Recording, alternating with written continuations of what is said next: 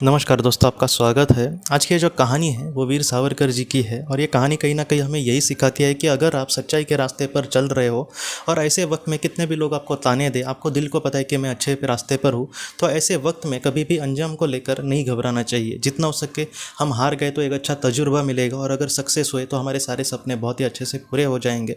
इस तरीके से हमें अपनी सोच रखनी होगी दोस्तों। जब सावरकर जी को 50 साल की अंडमान में मतलब सज़ा दी गई, बहुत सारे लोगों को ये भी लग सकता है कि 50 साल मतलब क्या जेल में रहकर आ गए।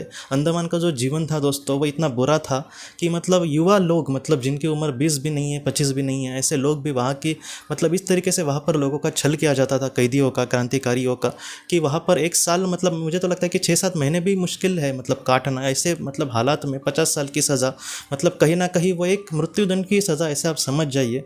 तो इस तरीके से उनको सज़ा हुई थी और वहाँ पर नए नए जब वो सेलुलर जेल में पहुँचे अंडमान में, तब एक ब्रिटिश अधिकारी वहाँ पर आया और वो इस तरीके से कहने लगा जैसे वो मजाक उड़ा रहा है सावरकर जी का। सावरकर जी के यहाँ पर एक बिल्ला लटकाया गया था और वहाँ पर लिखा था कि 50 साल के बाद वो वहाँ से छूट जाएंगे। 1910 से 1960 ऐसे मतलब उन्होंने साल लिखा था वहाँ पर। तब वो जो ब्रिटिश अंग्रेज़ी अधिकारी था उसने सावरकर जी का मजाक उड़ाने के लिए इस तरीके से कहा कि आपको क्यों मतलब ऐसा काम वगैरह करने की ज़रूरत है जिससे देश के लिए लड़ो वगैरह, क्या ज़रूरत है इन सारी चीज़ों को करने की।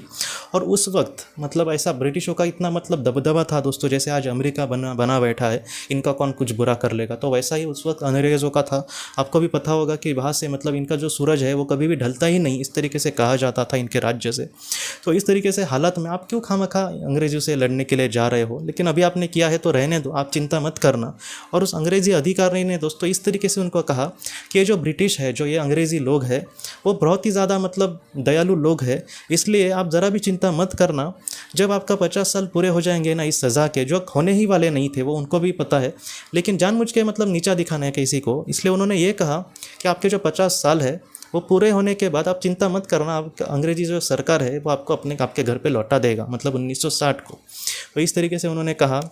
अब सावरकर जी है, वो खामखा सुन के लेने वाले इंसान नहीं थे। तब दोस्तों सावरकर जी ने उनको डायरेक्टली आंसर दिया कि आप बराबर बोल रहे हैं, शायद इस 50 साल में मैं यहाँ से जाऊँ या फिर ना जाऊँ मुझे नहीं पता, लेकिन इस 50 साल में अगर आपके देश का हमारे देश पर कब्जा रहा तो ना।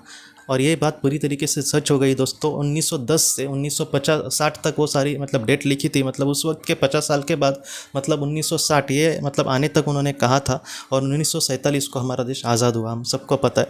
तो इस तरीके से दोस्तों जो सावरकर जी ने बात कही, सावरकर जी को पहले ही वहाँ से मतलब निकाला गया था और वहाँ से वो छूट गए थे, और बाहर छूटने के बाद भी मतलब उन्होंने बहुत सारे सामाजिक कार्य किया रत्नागिरी में जब वो छूट कर आए थे।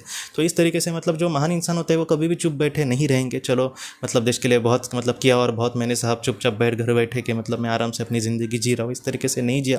वहाँ पर भी रहते समय में समाज में कितना अच्छे से अच्छा कुछ कार्य करूँ, इस तरीके से मतलब वो बहुत अच्छा कार्य भी आगे करते रहे, और बाद में देश को आज़ादी मिली तब उनके आंखों में कैसे मतलब लगा होगा दोस्तों कि जिस देश के आज़ादी के लिए उन्होंने इतना मतलब सब कुछ अपना न्यौछावर कर दिया, उस देश को कहीं ना कहीं आज़ादी मिली। और इस तरीके से मतलब ये जो कहानी है कहीं ना कहीं हमें यही सिखाती है कि आप अगर अच्छे रास्ते पर बढ़ रहे हो, आपको पता है कि हाँ मैं सच्चे दिल से मतलब कुछ कर रहा हूँ, तो ऐसे वक्त में अंजाम के बारे में मत सोचो।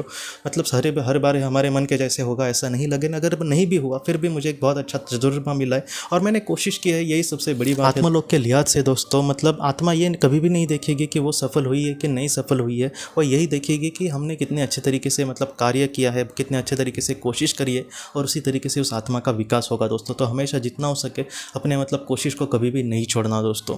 तो दोस्तों हम अपने अगली वीडियो में किसी नए विषय को लेकर मिलेंगे, तब तक आप अपने परिवार का ख्याल रखना।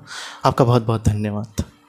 ज़िंदगी की रोशनी ये एक कंसल्टेंसी है जो ऐसे लोगों को मदद करने की कोशिश करती है जिन्होंने किसी अपने को खोया है, या फिर जो लोग अपने जीवन में बहुत ही ज़्यादा दुखी है। जो लोग इस संस्था के साथ जुड़ते हैं उन्हें पास्ट लाइफ रिग्रेशन की ऑडियोज़ भेजी जाएगी, जिससे घर बैठे वह पास्ट लाइफ रिग्रेशन का अभ्यास कर सकते हैं, और उन्हें 5 मेडिटेशन ध्यान की भी ऑडियोज़ भेजी जाएगी, और इसके साथ साथ उन्हें PDF किताबें भेजी जाएंगी जो हिंदी और अंग्रेज़ी में है, जो मोबाइल पर या फिर लैपटॉप पर आप उसे पढ़ सकते हैं, और 10 ऑडियो बुक्स भी आपको भेजी जाएंगी। तो दोस्तों अगर आप इस संस्था के साथ जुड़ना चाहते हैं तो कृपया इस नंबर पे व्हाट्सएप मैसेज करें। आपका बहुत बहुत धन्यवाद।